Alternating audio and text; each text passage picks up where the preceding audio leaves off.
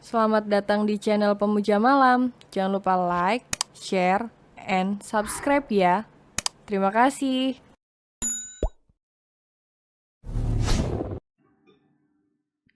Chapter 22. Ngeyel. Jemari Banyu sama sekali tidak ingin lepas dari genggaman tangan Lingga. Sembari menikmati suasana malam melihat hamparan permadani, langit yang bertabur bintang. Mereka berjalan menyusuri jalanan yang di sisi kanan kirinya hanya terlihat hamparan sawah yang dipenuhi oleh bibit tanaman padi. Kira-kira kapan kita akan menikah? Rasa-rasanya aku sudah tidak sabar ingin segera menikahimu. Ujar Banyu mulai membuka pembicaraan dengan sorot mata yang lurus ke depan. Sekilas Lingga melirik ke arah Banyu. Namun setelah itu ia kembali menatap lurus ke depan. Bagaimana kita bisa menikah jika seorang pun tidak ada yang tahu akan asal-usulmu? Aku hanya khawatir jika sesungguhnya kamu sudah memiliki kehidupan yang bahagia sebelum bertemu denganku. Banyu menghela nafas panjang dan ia hembuskan perlahan. Sejatinya ada sebuah ganjalan yang ia rasakan, di mana sampai saat ini ia sama sekali belum bisa mengingat tentang siapa dirinya. Aku juga heran, mengapa sampai detik ini aku tidak ingat akan siapa diriku ya sayang. Bahkan sedikit kejadian di masa-masa yang telah lalu tidak secuil pun yang dapat aku ingat. Aku hanya ingat pergi mendaki bersama ketiga temanku, namun aku juga tidak ingat siapa nama mereka. Lingga ikut membuang nafas sedikit kasar. Ada rasa yang bergejolak di dalam dada. Sebuah gejolak akan keputusan yang harus ia ambil. Seiring berjalannya waktu, di mana ia dekat dengan Banyu, tidak dapat diingkari jika ia pun memiliki perasaan khusus kepada sang pemuda. Namun perihal asal-usul Banyu inilah yang masih membuat Lingga dilema. Jika seperti itu, jangan pernah membahas tentang pernikahan yuk. Kita tidak akan pernah bisa menikah kalau asal-usulmu saja tidak diketahui. Kalau begitu, baiklah. Besok aku akan mencoba untuk pergi ke kantor polisi. Barangkali saja dengan cara seperti itu, aku bisa mengetahui siapa diriku. Tapi aku yakin bahwa aku ini benar-benar masih single sayang. Aku pastikan bahwa aku akan tetap mempertahankanmu sebagai calon pendamping hidupmu. Mendengar perkataan Banyu tidak lantas membuat hati Lingga kegirangan, namun justru membuat hatinya semakin terasa getir saja. Semua hal bisa saja terjadi tentang kehidupan Banyu. Bisa saja pemuda ini memang masih hidup sendiri, namun tidak menutup kemungkinan jika ia sebenarnya juga telah memiliki pasangan. Entahlah Nyuh, sebelum aku tahu tentang asal-usulmu, aku tidak akan pernah tenang. Semua hanya seperti senja yang datang, hanya sekejap dan pergi tanpa berpamitan. Astaga, lihatlah sayang, di sana ada seseorang. Langkah kaki Banyu tiba-tiba saja terhenti di saat manik matanya merangkap sesosok bayangan seorang wanita tua dengan pakaian kebaya dan juga kain jari. Lingga menyipitkan mata sembari melirik ke arah telunjuk tangan Banyu. Ia sedikit keheranan melihat ada seseorang yang berjalan sendirian di kegelapan seperti ini. Terlebih itu seorang nenek-nenek, sungguh sangat sulit untuk dipercaya. Sudah, jangan pedulikan nenek-nenek itu. Kita lanjutkan saja perjalanan kita ini. Dan kalau perlu, kita cepat-cepat pergi dari sini. Lingga merasakan sedikit suasana yang berbeda. Tiba-tiba saja di sekelilingnya, hawa panas mulai terasa di saat sebelumnya ia dipeluk oleh hawa dingin. Memang terasa aneh, karena biasanya hawa panas seperti ini sebagai pertanda kehadiran sosok makhluk tak kasat mata. Oleh karena itu, ia mengajak Banyu untuk bersegera pergi dari tempat ini. Mendengar perkataan Lingga justru membuat Banyu terperangah. Kali ini Lingga benar-benar berbeda dari biasanya. Wanita ini justru terlihat acuh, tidak peduli. Apa sayang? Kita cepat-cepat pergi dari sini. Kamu kenapa sih sayang? Kok tiba-tiba berubah apatis seperti ini? Padahal biasanya kamu paling peduli dengan kesusahan orang lain. Dan saat ini ada nenek-nenek itu. Mengapa kamu tidak merasa kasihan sama sekali? Nyu, aku bilang lekas pergi dari sini. Nenek-nenek itu tidak membutuhkan bantuan kita. Ayo, lekas pergi dari sini. Tapi sayang, aku benar-benar kasihan sama nenek-nenek itu. Barangkali dia tersesat saat ingin pulang.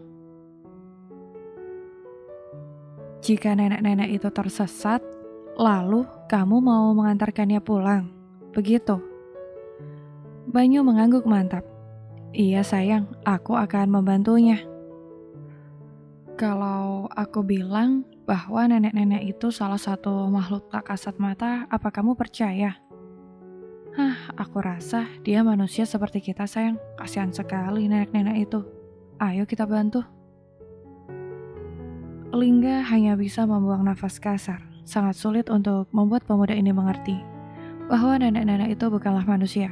Ia pun memutuskan untuk memberikan pelajaran langsung kepada Banyu. Kalau begitu, silahkan kamu tolong nenek-nenek itu, Nyuh. Kita tinggal belok kanan. Setelah itu sampai di rumah masing-masing. Kamu masih mempunyai kesempatan untuk memilih mau belok ke kanan atau lurus ke depan. Ingin langsung pulang atau ingin bertemu dengan sesuatu yang mungkin membuat kamu repot sendiri. Aku tetap akan menolong nenek-nenek itu sayang. Aku benar-benar kasihan. Baiklah, kalau itu menjadi pilihanmu, Nyuh. Aku pulang ya. Kamu silahkan menolong nenek-nenek itu. Lingga berbelok ke arah kanan, yang merupakan jalan yang akan mengantarkannya ke kediaman. Namun ia masih begitu khawatir dengan keadaan Banyu. Jika sampai pemuda itu terkena serangan jantung setelah mengetahui dengan pasti siapa nenek-nenek itu, oleh karenanya Lingga memilih untuk memantau Banyu dari kejauhan. Ada apa dengan Lingga? Mengapa dia jadi berubah apatis seperti itu? Lirih Banyu bermonolog sambil mengayunkan langkah kakinya ke arah nenek-nenek yang ia ingin tolong itu. Kini tubuh Banyu berdiri tepat di belakang punggung nenek-nenek ini. Seorang wanita berusia senja dengan rambut yang memutih dan dibiarkannya tergerai. Nek, apa yang nenek lakukan malam-malam seperti ini? Nenek mau pulang. Kalau mau pulang, mari saya antar. Takutnya nenek malah bertemu dengan hantu. Ucap Banyu menyampaikan maksud dan tujuannya. Si nenek hanya menggelengkan kepala. Tidak, aku tidak ingin pulang. Banyu semakin dibuat keheranan dong ketika nenek ini ternyata tidak sedang mencari jalan pulang. Loh, kalau nenek tidak mau pulang, lalu nenek mau ngapain? Masa mau melihat kuda lumping? Sudah selesai, Nek, kuda lumpingnya. Aku sedang mencari sesuatu. Bisakah kamu mencarikannya untukku? Apa, Nek? Sesuatu apa yang nenek cari? Biar saya carikan. Ucap Banyu penuh perhatian. Benarkah kamu ingin mencarikannya untukku? Iya, Nek, akan saya carikan. Terlihat tubuh si nenek bergerak. Ia seperti akan membalikkan badan. Dan, tolong carikan gayungku, Cuh. Aku kehilangan gayung. Hehehe. Kedua bola mata Banyu terbelalak sempurna saat melihat wajah sosok nenek ini secara langsung. Wajah yang begitu mengerikan. Berbeda jauh dari wajah makhluk pemilik baru keabadian yang pernah ia temui beberapa waktu yang lalu. Kakinya tiba-tiba gemetaran, dan tulang lututnya seakan lemas seketika. Kamu, nenek gayung yang kehilangan gayungnya. Rasa takut itulah yang membuat kantung kemih milik Banyu bekerja tidak normal. Tiba-tiba saja ada yang mengalir dari sela betisnya. Aku kapok tidak mendengar ucapanmu. Dan sekarang rasa-rasanya aku ingin... Banyu seketika pingsan di tempat. Sedang si nenek gayung yang sedang mencari gayungnya tiba-tiba menghilang entah kemana. Lingga yang melihat akan hal itu langsung mendekat ke arah pingsannya Banyu. Wanita itu hanya bisa menggeleng-gelengkan kepala melihat Banyu yang pingsan ini. Dengan begini akan menambah lagi pekerjaannya. Banyu, ngeyel sih dipilangin. Akhirnya kamu datang juga. Aku kira kamu lupa akan apa yang menjadi kewajibanmu setiap purnama tiba. Lelaki tua berpakaian serba hitam dengan udang di kepala dan berjenggot putih terlihat sedang menyambut kedatangan seorang wanita yang hanya berbalut kembar untuk menutupi tubuhnya. Lelaki ini duduk bersila. Di hadapannya terdapat sebuah tampah yang di atasnya terdapat beraneka rupa taburan bunga mawar, kantil, dan kenanga. Tidak lupa, sebuah kemenyan juga bersanding dengan bunga-bunga itu, mengeluarkan asap dengan bau khas yang terasa begitu menyengat indera penciuman. Aku tidak akan pernah lupa untuk datang kemari, Mbah, karena ini sudah menjadi kewajiban yang harus aku lakukan. Jawab wanita itu juga sembari mengambil posisi duduk bersimpuh di hadapan si lelaki tua. Bagus jika kamu masih ingat akan hal itu, karena perjanjian yang sudah kamu buat ini merupakan perjanjian seumur hidup, maka kamu tidak boleh melupakannya barang sekali saja. Iya, Mbah, aku mengerti. Aku selalu mengingat akan apa yang menjadi syarat Mbah Roso. Lalu bagaimana dengan Heru? Apakah dia sudah berhasil kamu dapatkan? Itu sudah pasti, Mbah. Heru sudah bercerai dengan Lingga, dan saat ini aku dan Heru sudah menjadi pasangan suami istri. Aku sungguh bahagia sekali. Lelaki tua bernama Roso itu tergelak pelan. Aku turut senang mendengarnya, namun ingat setiap purnama kamu harus melakukan sebuah ritual untuk berterima kasih kepada Kanjeng Doro yang sudah membantumu. Karena berkat dia, kamu bisa lancar merebut Heru untuk menjadi suamimu. Dan kamu masih ingat akan hal-hal yang menjadi pantanganmu, bukan? Iya, Mbah, aku mengerti dan akan selalu mengingat akan pantangan-pantangan itu. Bagus, sekarang kamu bersiaplah untuk menyambut kedatangan Kanjeng Doro kita. Mbah Roso bangkit dari posisi duduknya. Ia melenggang pergi, meninggalkan ruangan ini.